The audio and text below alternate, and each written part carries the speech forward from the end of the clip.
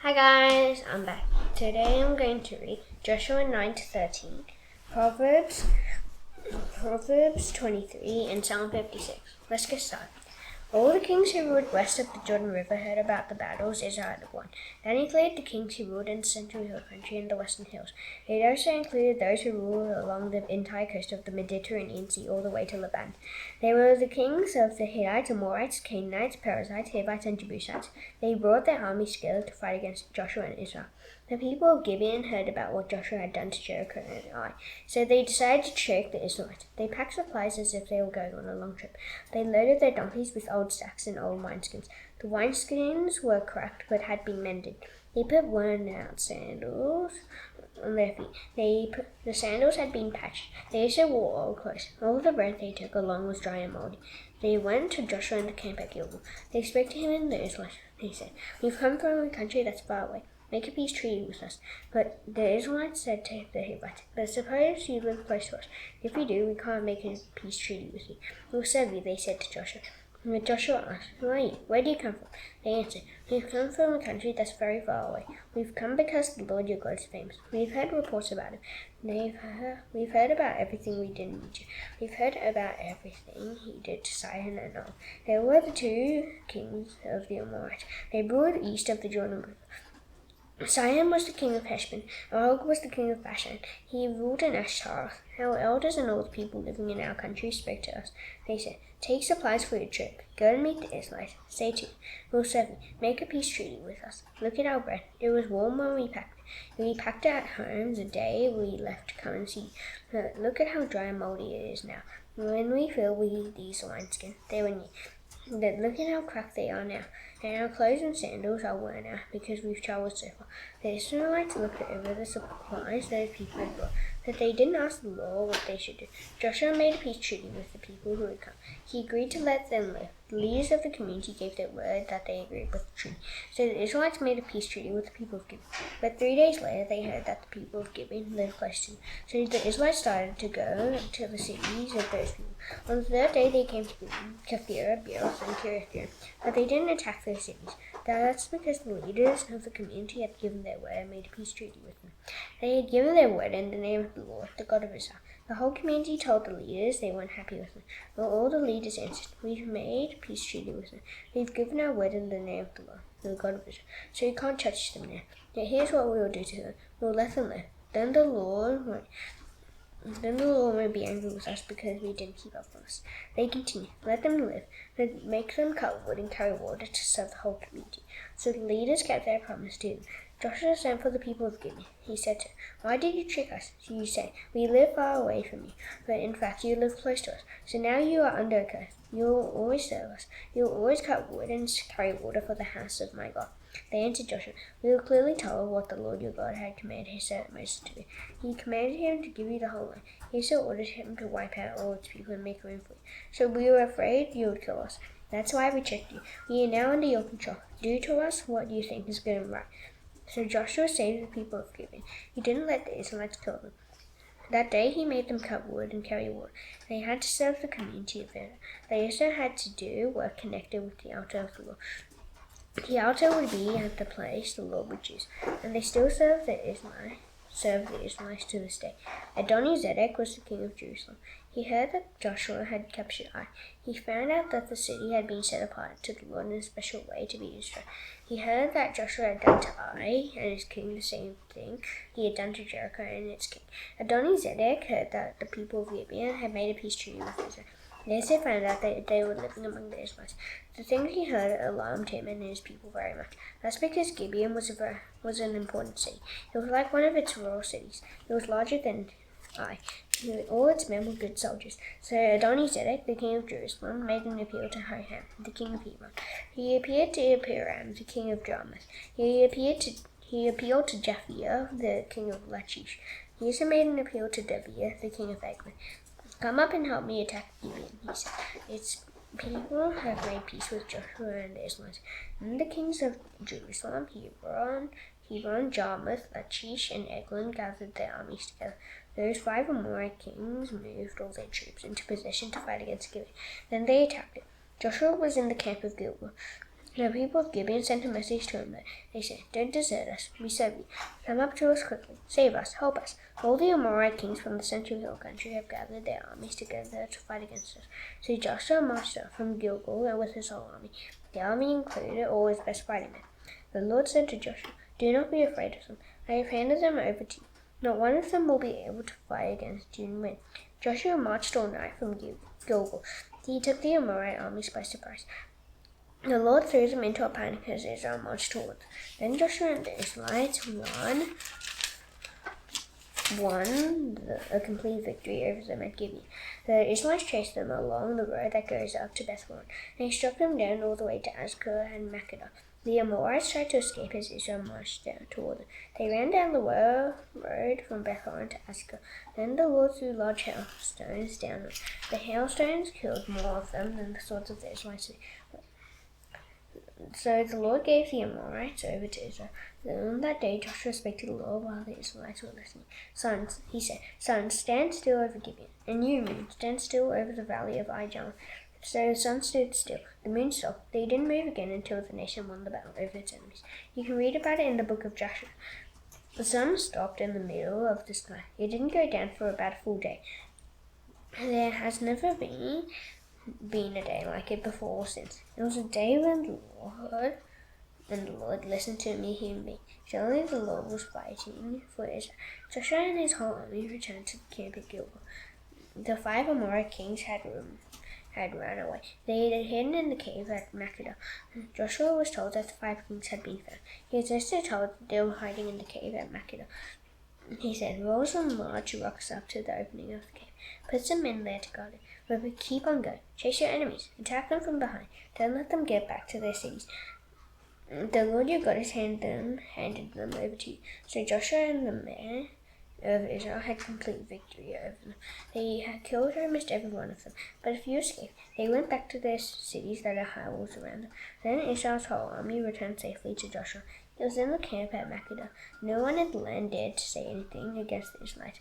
Joshua said, "Open up the cave. Bring those 5 kings out to me." So Joshua's men brought the kings out of the cave. They were the kings of Jerusalem, Hebron, Jarmuth, Lachish, and Eglon. The men brought them to Joshua.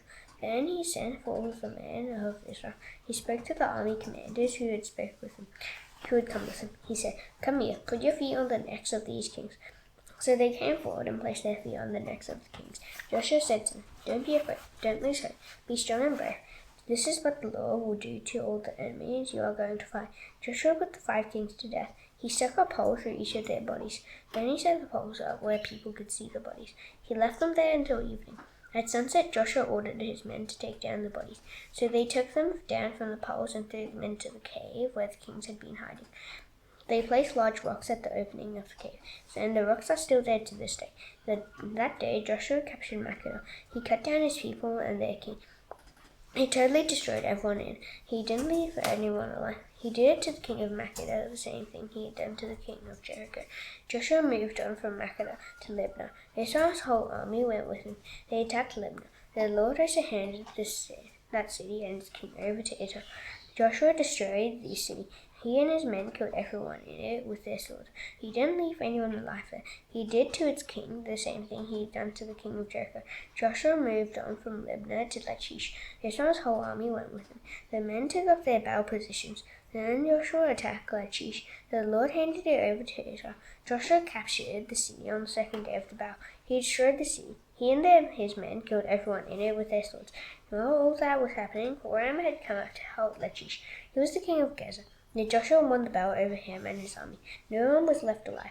Joshua moved on from Lachish to Eglon. Israel's whole army went with him. They took up their battle positions. Then they attacked Eglon. They captured it that same day. They totally destroyed everyone in it with their swords. They had done the same thing to Lachish. Joshua went up from Eglon to Hebron. Israel's whole army went with him. Then they attacked Hebron. They captured the city. They destroyed it and its villages. They killed all its people and their king with their swords. They didn't leave anyone alive. They totally destroyed the city and everyone in it. They had done the same thing at Eglon. Joshua turned back and attacked Debir. Israel's whole army went with him. They captured the city, its king, and its villages. They totally destroyed everyone in Debir with their swords. They didn't leave anyone alive. They did to Debir and its king the same thing they had done to Libnah and its king. They had also done the same thing to Hebron. So Joshua brought the whole area under his control. That included the central hill country and the Negev desert. It included the western hills and the mountain slopes. It also included all the kings in that whole area. Joshua didn't leave anyone alive. He totally destroyed everyone who breathed. He did just as the Lord, the God of Israel, had commanded. Joshua brought everyone from Kadesh Barnea to Gaza under his control. He did the same thing to everyone from the whole area of Goshen to Gibeon. He won the battle over all those kings and their lands. He did it in one campaign. That's because the Lord, the God of Israel, fought for Israel. Then Joshua returned to the camp at Gilgal. Israel's whole army went with him. Jabin was the king of Hazor. He heard about the battles Israel had won, so he sent a message to Jobab. Jobab was the king of Madon. Jabin sent the same message to the kings of Shimron and Aksaph. He also sent it to many other kings. Some ruled in the mountains in the north, some ruled in the Arabah Valley south of Kinnereth. Others ruled in the western hills. Still others ruled in Naphtha's door in the west. Jabin sent the same message to the people of East Canaan and West Canaan. He sent it to the Amorites, Hittites, Perizzites, and Jebusites. They lived in the central hill country. He also sent it to the Hivites who lived below Mount Hermon in the area of Mizpah. Those kings marched out with all their troops. They had a huge number of horses and chariots. It was a huge army. The fighting men were as many as the grains of sand on the seashore. All those kings gathered their armies together to fight against Israel. They set up camp together at the waters of Merib. The Lord said to Joshua, "Do not be afraid of them. By this time tomorrow I will hand all of them over to Israel. All of them will be killed. You must cut the legs of their horses. You must burn their chariots." So Joshua and his whole army attacked them suddenly. They fought against them at the waters of Merib. The Lord handed them over to Israel. The Israelites won the battle over them. They hunted them down all the way to the Greater Sidon. They chased them from Mizpah far from Maim. They chased them to the valley of Mizpah in the east. Not one of them was left alive. Joshua did to them what the Lord had ordered him to do. He cut the legs of their horses. He burned up their chariots. At that time Joshua turned back. He captured Hazor. He killed his king with his sword. Hazor was the most important city in all those kingdoms. The army of Israel killed everyone in Hazor with his sword. Its people had been set apart to the Lord to be destroyed. Israel's army didn't spare anyone who breathed. Then Joshua burned down the city. Joshua captured all those royal cities and their kings. He and his men killed everyone in those cities with their swords. He totally destroyed them. He did just as Moses, the servant of the Lord, had commanded. Many cities were built on top of earlier cities that had been destroyed. Israel didn't burn any of those except Hazor. Joshua burned it down. The army of Israel kept for themselves the livestock and everything else they took from those cities. But they killed all the people with their swords. They completely destroyed them. They didn't spare anyone who breathed. The Lord had commanded his servant Moses to do all these things. Moses had passed that command on to Joshua, and Joshua carried it out. He did everything the Lord had commanded Moses. So Joshua captured the whole land. He took over the central hill country and the whole Negev desert. He took over the whole area of Goshen. He took over the western hills. He took over the Arabah Valley. He took over the mountains of Israel and the hills around. He took over the area that begins at Mount Halak, which rises towards Seir.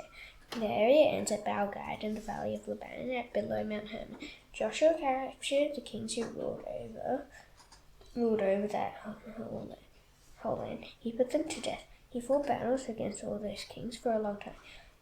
Only the Hivites who lived in Gibeon made a peace treaty with the Israelites. No other city made a treaty with them.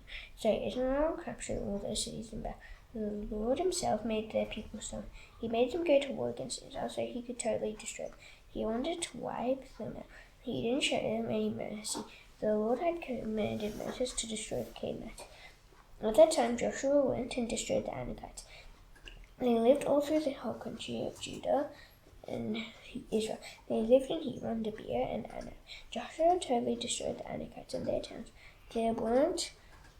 There weren't any Anakites left alive in Israel's territory, but a few were left alive in Gaza, Gath, and Ashdod. So Joshua captured the whole land, just as the Lord had directed Moses. Joshua gave the land to Israel as their venue. He divided it up and gave each tribe its share. And the land had peace and rest. The Israelites took over the territory east of Jun Family. The land they captured reached from the Arnon River Valley to Mount Hermon. It included the whole east side of the Arabah Valley. Israel won the battle over the kings of that whole territory. Here are the lands Israel captured from the kings they won the battle over. They took over the land of Sihon. He was the king of the Amorites. He ruled in Heshbon. The land he ruled over begins at Aroer. Aroer was on the rim of the Arnon River valley. Sihon ruled from the middle of the valley to the Jabbok River. The Jabbok is the border of Ammon. Sihon's territory included half of Gilead. He also ruled over the east side of the Arabah Valley. That land begins at the Sea of Galilee. It goes to the Dead Sea and over to Beth Jeshimoth. Then it goes south below the slopes of Pisgah. Israel also took over the territory of Og. He was the king of Bashan. He was one of the last of the Rephaites. He ruled in Ashtaroth and Edrei. He ruled over Mount Hermon, Selkah, and the whole land of Bashan. Og's kingdom reached all the way to the border of Geshur and Makkah. He ruled over half of Gilead, and his land reached the border of Sihon, king of Heshbon. Moses was the servant of the Lord. Moses and the Israelites won the battle over those two kings. He gave their land to the tribes of Reuben and Gad and half of the tribe of Manasseh. He gave it to them as their share. Joshua and the Israelites won the battle over the kings who ruled over the west of the Jordan. The lands of those kings reached from Baal-Gad and the valley of Lebanon to Mount Halak, which rises towards Seir. Joshua gave the lands to the tribes of Israel as their very own. He divided them up and gave each tribe its share. Those lands include the Central Hill Country, the Western Hills, and the Arabah Valley. They also include the mountains left, the desert of Judah, and the Negev desert. Those lands belonged to the Hittites, Amorites, Canaanites, Perizzites, Hivites, and Jebusites. Now the kings Israel won the battle over. The king of Jericho won, the king of Ai, which is near Bethel, won, the king of Jerusalem won, the king of Hebron won, the king of Jarmuth won, the king of Lachish won, the king of Eglon won, the king of Gezer won, the king of Debir won, the king of Gedor won, the king of Hormah won, the king of Arad won, the king of Libnah won, the king of Adullam won, the king of Makkedah won, the king of Bethel won, the king of Tappuah won, the king of Hepher won, the king of Aphek won, the king of Lasharon won, the king of Madon won, the king of Hazor won, the king of Shimron Meron won, the king of Akshaph won, the king of Tanash won, the king of Megiddo won, the king of Kadesh won, the king of Jokneam and Carmel won, the king of Dor and Naphoth Dor won, the king of Goyim in Gilgal won, the king of Tirzah won. The total number of kings was 31. Joshua was now very old. The Lord said to him, "You are very old, and there are still very large areas of land that have not yet been taken over. Here is the land that remains to be taken over. It includes all the areas of Philistine and Geshur. Those areas begin at the Shihor River in the eastern part of Egypt. They go to the territory of Ekron in the north. All that land is considered Canaanite, even though it is controlled by 5 Philistine rulers. They rule over Gaza, Ashdod, Ashkelon, and Gath, and Ekron. The Avites live south of them. The rest of the land of Canaan that remains to be taken over reaches from Aram all the way to Aphek. The land that remains to be taken reaches the border of Ammonite territory. It includes the area of Byblos. It also includes all of Lebanon to the east. It reaches from Baal-Gad below Mount Hermon all the way to Lebo-Hamath. I myself will drive out all the people who live in the mountain areas. Those areas reach from Lebanon to Mizraphoth-Maim. They include the area where all the people of seed and live. I myself will drive out those people to make room for the Israelites. Make sure you set that land apart for Israel. Give it to them as their share, just as I have directed you. Divide it up among the tribes, 9 tribes, and half of the tribe of Manasseh. Give each tribe its share. The other half of Manasseh's tribe had already received the share of land Moses had given them. Their share was east of the Jordan River. The tribes of Reuben and Gad had already received their share too. Moses, the servant of the Lord, had given it to them. That land starts at Aroer on the rim of the Arnon River valley. It includes the town in the middle of the valley. It includes the high plains of Medeba all the way to Dibon.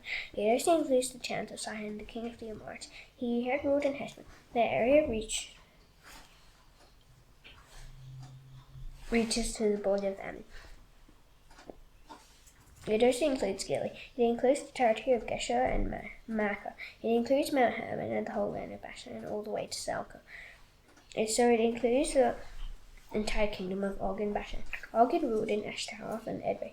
He was the last of the Rephaites. Moses had won the battle over Sihon and Og. He had taken over the land, but the Israelites didn't drive out the people of Geshur and Makkah, so they continue to live among the Israelites to this day. Moses hadn't given any share of the land to the tribe of Levi. That's because the food offerings are their share. Those offerings are presented to the Lord, the God of Israel. Moses gave the Israelites what he had promised them. Here's what the law Moses had given to the tribe of Reuben, according to its family groups. Their territory starts at Aroer, on the rim of the Arnon River valley. It includes the town in the middle of the valley. It includes all of the high plains near Medeba. It includes Heshbon and all its towns on those plains. Those towns include Dibon, Bamoth-Baal, Beth-Baal-Meon, Jahaz, Kedemoth, and Mephath. They include Kirithaim, Sibmah, and Zereth-Shahar on the hill in the valley. They also include Beth-Peor, Beth-Jeshemoth, and the slopes of Pisgah. All those towns are on the high plains. Their territory includes the whole kingdom of Sihon, the king of the Amorites. He had ruled in Heshbon. Moses had won the battle over him and over the chiefs of Midian. Those chiefs were Evi, Rechem, Zer, Hur, and Reba. They were princes who helped Sihon fight against Israel. They lived in that country. The Israelites killed many of them in battle. They also killed Balaam with their sword. He was the son of Beor. Balaam had used evil magic to find out what was going to happen. The border of the tribe of Reuben was the bank of the Jordan River. All those towns and their villages were given to the tribe of Reuben as their very own. Each family group received a share. Here's what Moses had given to the tribe of Gad, according to its family groups. Their territory includes Jazer and all the towns of Gilead. It includes half of the country of Ammon all the way to Arel, which was near Rabbah. Their territory reaches from Heshbon to Ramoth, Mizpah, and Betonim. It reaches from Mahanaim to the territory of Debir. In the valley, their land includes Beth-Haram, Beth-Nimrah, Succoth, and Zaphon. It also includes the rest of the kingdom of Sihon. He was the king of Heshbon. His kingdom included the east side of the Jordan River. He reached up to the south end of the Sea of Galilee. All those towns and their villages were given to the tribe of Gad as their very own. Each family group received a share. Here's what Moses had given to half of the tribe of Manasseh, according to its family groups. Here's what Moses had given half of Manasseh's family line. Their territory starts at Mahanaim. It includes the whole land of Bashan. That was the entire kingdom of Og, the king of Bashan. Manasseh's territory included all the 60 towns of Jair and Bashan. It included half of the land in Gilead. It also included Ashtaroth and Edrei. They were the royal cities of Og and Bashan. That land was given to half of the family line of Machir. He was the son of Manasseh. Each family group received its share. Those were the shares of land Moses had given the eastern tribes when he was in the plains of Moab. The plains are across the Jordan River east of Jericho, but Moses hadn't given any share to the tribe of Levi. The Lord, the God of Israel, is their share. Moses gave the Levites what he had promised them. Proverbs 23. When you sit down to eat with the ruler, look carefully at what's in front of you. Put a knife to your throat if you like to eat too much. Don't look for his fancy food. It can fool you. Don't wear yourself out to get rich. Don't trust how wise you think you are. When you take even a quick look at riches, they are gone. They grow wings and fly away into the sky like an eagle. Don't eat the food of anyone who doesn't want to share. Don't look for his fancy food. He's the kind of person who is always thinking about how much it costs. Eat and drink, he says to you, but he doesn't eat. You throw out what little you have eaten. You have wasted your words of praise. Don't speak to foolish people. They will laugh at your wise words. Don't move all boundaries tonight. Don't try to take over the fields of children whose fathers have died. That's because the God who guards them is strong. He will stand up for them in court against you. Apply your heart to what you're taught. Listen carefully to words of knowledge. Don't hold back correction from a child. If you correct them, they won't die. So correct them. Then you'll save them from death. My son, if your heart is wise, my child will be very glad. Deep down inside, I will be happy when you say what is right. Do not long for what's inside, but always show great respect for the Lord. There really is hope for you in days to come, so your hope will not be cut off. My son, listen and be wise. Set your heart on the right path. Don't join those who drink too much wine. Don't join those who stuff themselves with meat. Those who drink or eat too much will become poor. If they sleep too much, they'll have to wear rags. Listen to your father who gave you life. Don't hate your mother when she is old. Buy the truth and don't sell. Get wisdom, instruction, and understanding as well. The father of a godly child is very happy. The man who has a wise son is glad. Your father and mother be glad. May the woman who gave birth to you be joyful. And I said, give me your heart. May you be happy living the way you see me live. An unfaithful wife is like a deep pit. A wife who commits adultery is like a narrow well. She hides her ways like a thief. She causes many men to sin. Who is trouble? Who is sorrow? Who argues? Who is problems? Who is wounds for no reason? Who is red eyes? Those who spend too much time with wine, or those who like to taste wine mixed with spices. Don't look at wine when it is red. Don't look at it when it bubbles in the cup. And don't look at it when it goes down smoothly. In the end, it bites like a snake. It bites like a poisonous serpent. Your eyes will see strange sights. Your mind will imagine weird things. You'll feel like someone sleeping on the ocean. You'll think you are lying among the ropes in a boat. They hit me, you'll say, but I'm not hurt. They beat me, but I don't feel it. When will I wake up so I can find another drink? Psalm 56.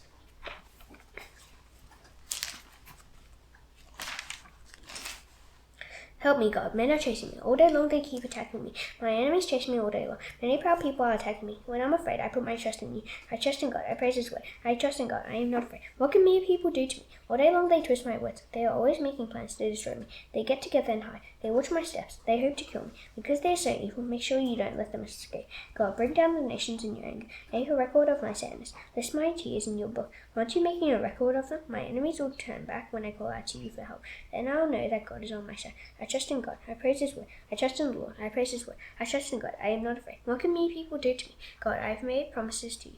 I will bring my thank offerings to you. And you have saved me from the darkness of death. You kept me from tripping and falling. Now I can live with you in the light of life. Now this time I shall now do the Lord's Prayer. Please bow your heads. Our Father in heaven, hallowed be your name. Your kingdom come. Your will be done on earth as it is in heaven. Give us today our daily bread. Forgive us our debts as you have forgiven our debtors. Lead us not into temptation, but deliver us from the evil one. For yours is the kingdom, and the power, and the glory forever. Amen. See you tomorrow. Bye.